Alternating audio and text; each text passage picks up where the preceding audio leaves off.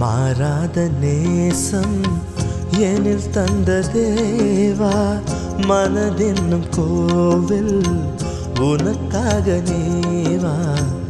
மாறாத நேசம் எனில் தந்த தேவா, மனதென்னும் கோவில் உனக்காக நேவா. உளம் என்னும் வீணை கரம் தேடுதே, உறவே நீ என்னில் ஸ்வரம் மீட்டவா. மாறாத நேசம் எனில் தந்த தேவா, மனதென்னும் கோவில் உனக்காக நீவா. அவரை கண்ட அவர் மீது பரிவு கொண்டு அழாதீர் என்றார். அருகில் சென்று பாடையை தொட்டார். அதை தூக்கிச் சென்றவர்கள் நின்றார்கள். அப்பொழுது அவர், இளைஞனே, நான் உனக்குச் சொல்கிறேன், எழுந்திடு என்றார். இறந்தவர் எழுந்து உட்கார்ந்து பேசத் தொடங்கினார். கிறிஸ்து ஆண்டவரில் அன்புமிக்க சகோதர சகோதரிகளே, இன்றைய வாசகமும் நற்செய்தியும் சமுதாயத்தில் நிலவும் சுயநலம் அழித்து பிறநலம் பேண அழைப்பு விடுப்பதாய் உள்ளது. அறிவினான் ஆகுவதுண்டோ பிரிதின் நோய், தன்னோய் போல் போற்றாக்கடை என்ற அடியில் திருவள்ளுவர் கூறுவது போல, மனிதன் ஆறறிவு படைத்தவன். பிற உயிர்கள் படும் வேதனையைக் கண்டு தானே அதனை அனுபவிப்பது போல உணர்ந்து பிறருக்கு உதவி செய்ய முன்வர வேண்டும். அதுவே அறிவுள்ளவன் செய்யும் செயலாகும். ஒருவர் மற்றவரின் துன்பங்களில் கலந்து கொண்டு அவர்கள் மேல் இயேசு கிறிஸ்துவை போன்று இரக்கம் கொள்ள முன்வர வேண்டும். பவுலடியார் கூறுவது போன்று, நாம் அனைவரும் ஒரே உடலில் பல்வேறு உறுப்புகளாய் இணைக்கப்பட்டுள்ளோம். நாம் என்றைக்கு பிறநலம் பேணாது தன்னலத்தோடு வாழ்கிறோமோ அன்று நாம் ஒரே உடலின் உறுப்புகளாகிய கிறிஸ்துவுக்கு பொருந்தாமல் இருக்கிறோம்.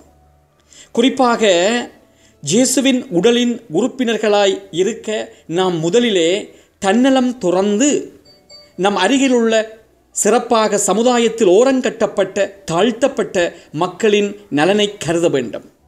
இவ்வாறாக சமுதாயத்தில் ஓரங்கட்டப்பட்ட மக்கள் அனைவரும் நம்மில் ஒரு அங்கத்தினர் என்பதை இனம் கண்டுகொள்ள வேண்டும். அதையே இன்றைய நற்செய்தியில் கைம்பெண்ணின் மகள் உயிர் பெறும் புதுமை வழி நமக்கு எடுத்து காட்டப்படுகிறது. தன்னுயிர்க்கு இன்னாமை தானறிவான் என்கொலோ மண்ணுயிர்க்கு இன்னா செயல். தன்னுயிர்க்கு எவையெல்லாம் துன்பம் தருமென்று ஒருவன் அறிந்து வைத்திருக்கிறானோ அதே போல பிறருக்கு அவன் தீங்கு எதுவும் விளைவித்தல் கூடாது. காந்தியடிகள் கூறுவார், அண்ணா செய்யாமையும் வாய்மையுமே முக்கியமான நெறிகளாகும். இதனையே நாமும் நம் வாழ்வில் பின்பற்றி இறைவனுக்குரிய பிள்ளைகளாக திகழ பயணிப்போம்.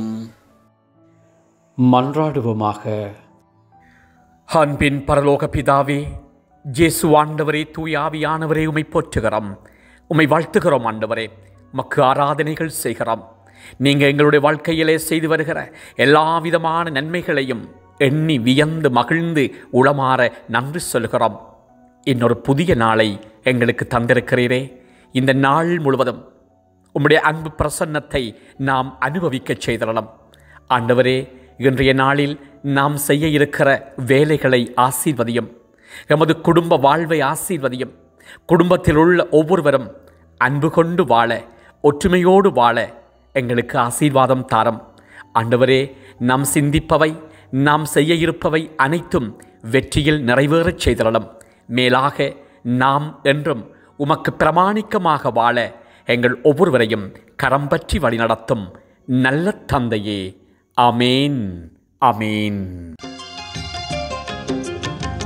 ஆறுதல் தேடி அலைகின்ற போது ஆதவன் நீர் ஆறுதல் தந்தார்.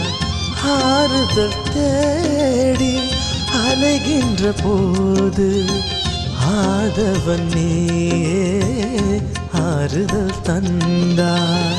துயரினில் மூழ்கி மடிந்திடும் வேளை துணையாக வந்தார். துயரெல்லாம் மறந்தேன் துணையாக வந்தாய், துயரெல்லாம் மறந்தேன். போற்றுவேன் தேவா போற்றுவேன், உன் திருவடி பணிந்து போற்றுவேன். போற்றுவேன் தேவா போற்றுவேன், உன் திருவடி பணிந்து போற்றுவேன்.